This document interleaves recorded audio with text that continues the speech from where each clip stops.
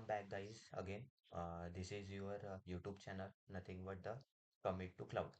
सो आज हम सीखने वाले हैं कि RDS मल्टी एजेड इंफ्रास्ट्रक्चर कैसे होता है, या ऐसा कह सकते हैं कि एक प्रकार डेटाबेस हाईली अवेलेबल कैसे होता है by AWS using RDS service, ये हम सीखने वाले हैं. सो कंसिडर कीजिए कि यहाँ पे एक यूज़र है एंड दो यूज़र है, कंसिडर कीजिए. और कोई आपका एप्लीकेशन है जो AWS जैसे क्लाउड प्लेटफॉर्म है. कोई भी क्लाउड प्लेटफॉर्म पे आपका जो एप्लीकेशन है डिप्लॉयड है.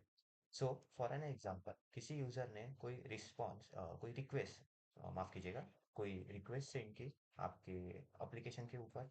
सो वो एज वी नो दैट वो क्लाउड के ऊपर गई रिक्वेस्ट, एंड वो रिक्वेस्ट क्लाउड के ऊपर जाने के बाद इंटरनली क्या होता है, ये आज हम ये पूरे इसमें देखेंगे. सो फर्स्ट ऑफ ऑल, मैं आपको ये बताना चाहता हूँ कि इसमें कोई नई नई टर्मिनोलॉजीज है, जैसे ELB हो गया, देन EC2 हो गया, then as here show that auto scale हो गया, देन RDS हो गया. ये कुछ कुछ टर्मिनोलॉजीज है जो बहुत कुछ अपने आप में एक डिफरेंट डिफरेंट टॉपिक है.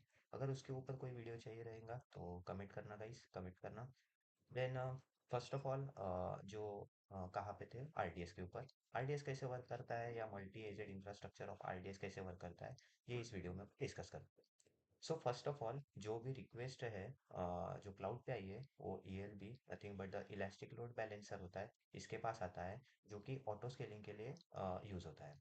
ELB देखता है कि कोई सर्वर फ्री तो नहीं है, कोई सर्वर होल्ड पे है या कोई सर्वर फ्री है, उसके ऊपर चेक करता है. जैसे ELB को कोई सर्वर फ्री मिलता है, तो वो रिक्वेस्ट एक सर्वर पे सेंड कर देता है. जैसे कि for an example, suppose server one अगर फ्री है, तो वो रिक्वेस्ट सर्वर वन के ऊपर जाएगी. जैसे ही रिक्वेस्ट सर्वर वन के ऊपर जाती है, वो रिक्वेस्ट अगर सपोज यूजर ने रिक्वेस्ट किया है डेटाबेस एक्सेस के लिए या किसी की इंफॉर्मेशन फाइंड आउट करने के लिए, सो वो सर्वर जो रिक्वेस्ट है वो डेटाबेस की तरफ, या नथिंग बट द ये जो डेटाबेस एक सर्विस दिख रहा है, ये एक RDS में बना हुआ रहता है, या RDS पे जाता है. जो भी रिक्वेस्ट है वो डेटाबेस के पास, यानी डेटाबेस सर्विस के पास, यानी RDS सर्विस के पास जाता है. जैसे ही ये रिक्वेस्ट RDS के पास जाता है, आपके एज अ रिस्पॉन्स में आपको ये रिजल्ट देता है. सो मेरा कहना ये है दोस्तों, कि आपको पता ही है कि ये जो डेटाबेस है, ये एक पर्टिकुलर EC2 के साथ भी दे सकते थे, इस सर्वर के पास भी एक दे सकते थे, इस सर्वर के पास दे सकते हैं, इस सर्वर के पास दे सकते हैं.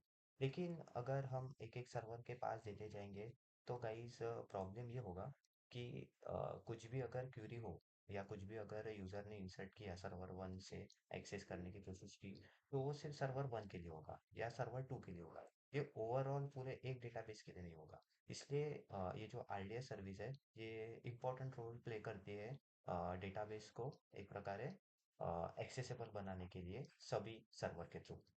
सो फॉर एन एग्जांपल, आप कंसिडर कीजिए, ये जो डेटाबेस बना हुआ है, अभी के लिए कंसिडर कीजिए, ये जो डेटाबेस बना हुआ है, ये प्राइमरी है, या AZ1 इसको नाम देते हैं. मैं आपको बताता हूँ कि मल्टी एजेड क्या होता है, उसका मेन फंक्शनलिटी क्या है. जो फॉर एन एग्जांपल अभी ये जो बना है डेटाबेस, ये फॉर एन एग्जांपल प्राइमरी है, या AZ1. If suppose for an example कुछ इंफ्रास्ट्रक्चर में गड़बड़ हो गई या कुछ ग्लिच आ गया, सपोज ये क्रैश हो गया डेटाबेस सर्विस या डेटाबेस का सर्वर, सो पूरा एप्लीकेशन आपका खत्म हो जाएगा या क्रैश हो जाएगा इनडायरेक्टली. बट AWS क्या यूज करता है, AWS यूज करता है multi AZ infrastructure. Multi AZ infrastructure में ये होता है कि एक स्टैंड बाय डेटाबेस होता है. इफ सपोज कुछ कंडीशन की वजह से एक डेटाबेस सर्वर क्रैश हो गया, तो राउट 53 का एक सर्विस है. अगर इसके ऊपर वीडियो चाहिए तो मुझे कमेंट करना गाइस. अगर एक डेटाबेस सर्वर क्रैश हो गया, तो जो भी रिक्वेस्टेड डेटाबेस या प्राइमरी डेटाबेस पे आ रही थी, वो सारी डेटाबेस के रिक्वेस्ट राउट 53 के through stand by nothing but the AZ2 database के पास आते हैं.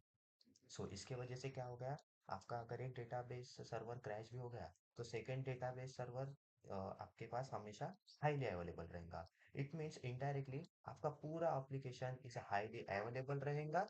एंड आपका एप्लीकेशन कभी एक सपोज कोई डेटाबेस का सर्वर क्रैश भी होता है तो स्टैंड बाय में एक डेटाबेस सर्वर या सर्विस अवेलेबल रहेगा। So this is the multi AZ infrastructure of RDS. सो अगर आपको गाइस ये वीडियो अच्छा लगा तो कमेंट कीजिए, लाइक कीजिए, सब्सक्राइब कीजिए हमारे चैनल को। और कोई वीडियो चाहिए आरडीएस के ऊपर, इलास्टिक लोड बैलेंस के ऊपर, या क्लाउड कंप्यूटिंग के ऊपर, कोई भी टेक्नोलॉजी के ऊपर चाहिए तो कमेंट कीजिए। Thank you.